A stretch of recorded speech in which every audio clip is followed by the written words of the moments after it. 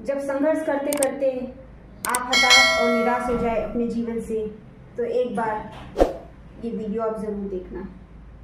ये वीडियो हमारे भारतवर्ष के उन लोगों के लिए है जो संघर्ष करते करते हताश और निराश होके बीच में ही उसे छोड़ के बैठ जाते हैं, ये सोच के कि हमसे नहीं होगा।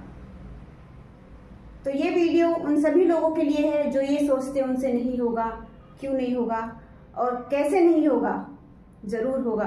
तो जब आप हताश हो जाए, निराश हो जाए अपने जीवन से और उसे स्टॉप करके आप बैठने की सोचे, तो एक बार इस वीडियो पे अपनी नज़र जरूर डालिएगा। नमः पार्वती पते हर हर महादेव। सबसे पहले तो मैं अपना परिचय देती हूँ। मैं महिला शक्ति की राष्ट्रीय अध्यक्षा अनीता सिंह। यही उम्मीद है कि आप लोग अपने जीवन में अच्छा कर रहे होंगे, समाज के लिए कुछ ना कुछ योगदान जरूर दे रहे होंगे।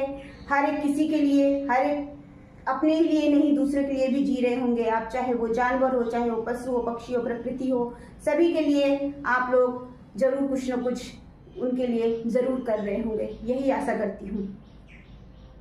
आज मैं आपको एक ऐसी महिला के बारे में बताने जा रही हूँ जिनका परिवार, लोगों का परिवार होते हैं, जिसमें परिवार में होते 8 लोग 10 लोग, उनके परिवार में सैकड़ों लोग हैं। आज उस महिला की संघर्ष भरी जिंदगी के बारे में मैं आपको बताना चाहती हूँ, जो कि हम सोचते हैं कि हमारे जीवन में ही कष्ट है, हमारे जीवन में ही संघर्ष है, हमारे जीवन में ही इतनी परेशानियां हैं। तो आज मैं उनको स्टोरी बताने जा रही हूँ। एक बार गौर से जरूर सुनिएगा आप लोग, जिनका नाम है सिंधु ताई। सिंधु ताई एक ऐसी महिला है जो महाराष्ट्र की रहवासी हैं। एक ऐसी महिला है जिनको पढ़ने का बहुत शौक था और उन्हें कुछ करने का बहुत शौक था कि वो किसी के लिए कुछ करे। वो बहुत गरीब परिवार से थी। उनकी माताजी नहीं चाहती थी कि वो पढ़े और उनके पिताजी चाहते थे कि वो पढ़े।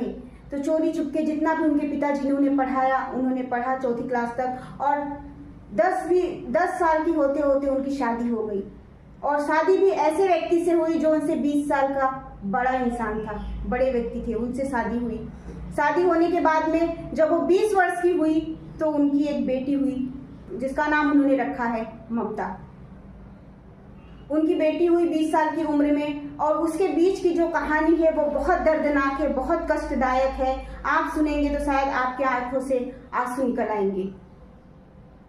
सिंधु ताई, जब उनकी शादी हुई, जब उनकी बेटी हुई, तो उनके गांव वाले हैं, गांव वालों ने कहा कि ये बेटी नाजायज है, ये बेटी उनकी नहीं है, उनके हस्बैंड से वो बेटी नहीं है। उनके हस्बैंड ने ये बातें सुनी, गुस्से में, वो प्रेग्नेंट थी सिंधु ताई, उस समय उनके पैर पे, उनके पेट पे लात मार के उन्हें गाय भैंसों के तबेले में उन्हें भेज दिया। सिंधु ताई वहां पे रही, वहां पे रह के उनकी बेटी को उन्होंने जन्म दिया और उसके बाद में वो अपना घर छोड़ दी। उनके पति ने, उनके परिवार वालों ने उन्हें घर से निकाल दिया, वो अपना घर छोड़ दी। अपना घर छोड़ने के बाद में वो स्टेशन पे, रेलवे स्टेशन पे वो भीख मांगने लगी अपना और अपनी बेटी का जीवन यापन करने के लिए और रहने के लिए। जब लोगों के कि उस समय भूत प्रेत से उन्हें डर नहीं लगता था, उस समय हो चाहे इस समय, भूत प्रेत से डर नहीं है। डर है तो इंसानों से ही डर है। इंसानों से डर था कि वो महिला है, उनके साथ कुछ गलत ना हो जाए, इस वजह से वो शमशान में जाके रहती थी। रात वो अपना शमशान में बिताती थी अपने उस बच्चे के साथ में। और शमशान में जो आटे, जब शमशान चिता को जलाने आते थे तो जो वहां पे आटे को छोड़ के जाते थे, उस आटे की उन्होंने रोटियां बना के खाई हैं उस शमशान की चिता पे। और ऐसे ही एक दिन वो स्टेशन पे, रेलवे स्टेशन पे भीख मांग रही थी, और जब वो भीख मांग के रोटी खा रही थी तो उन्होंने देखा अपने सामने अनाथ बच्चे, अनाथ लोग, इतने अनाथ लोगों को उन्होंने देखा और उन्होंने प्रण किया कि जैसे मैं अनाथ हूँ, मेरे लिए कोई नहीं है, इनके लिए जरूर कोई ना कोई होना चाहिए।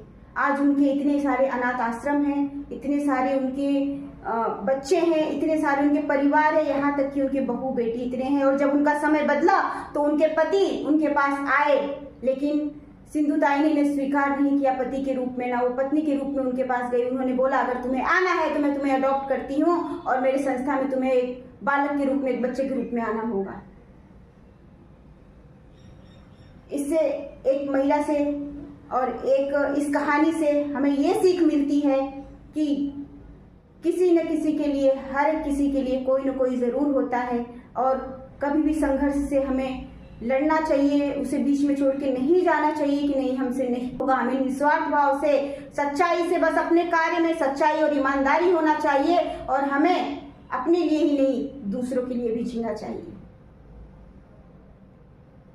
मैं महिला शक्ति के सभी अधिकारियों से कहना चाहती हूँ कि आप सभी लोग दृढ़ संकल्प करिए। विधवा माताओं के लिए जो 6 योजनाओं के बारे में हमने संकल्प किया है, वही संकल्प आप लोग भी करिए कि किसी भी हाल में हर एक विधवा माताओं तक ये योजना पहुंचेगा। बहुत जल्द आप लोगों को विधवा पेंशन मिल रहा है, बहुत जल्द आप लोगों को बिजली बिल भरना शुरू हो गया है और बच्चों का स्कूल का एडमिशन जो उनका फीस है वो शुरू हो चुका है। बहुत जल्द आप लोगों को वीडियो देखने मिलेगा और जो 1-1 करोड़ हमने ऐलान किया है वो भी बहुत जल्द आप लोगों को देखने मिलेगा और आपको सक्षम उसको महसूस करोगे कि हाँ जो बोला गया था वो है, लेकिन उसके लिए जो जो उस लायक बना है वहाँ ये सारी चीजें आप लोग को सुनने और समझने मिलेगी। और जो इस लालच में है कि हमें किसी के लिए कुछ नहीं करना है, हम देश समाज के लिए नहीं, हम सिर्फ अपना पेट पालने के लिए आए हैं, तो उनसे हम क्षमा चाहते हैं। महिला शक्ति उस चीजों के लिए नहीं है और न महिला शक्ति रशीद फाड़ने वाली कोई संस्था है। महिला शक्ति देश और समाज के लिए उतरी है, उन विधवाओं के लिए उतरी है जिसका कष्ट आज तक कोई नहीं देखा, उनके घर वाले भी नहीं देखते, उनकी तकलीफ, उनकी दुख। विधवाओं तो छोड़ो, जो हमारी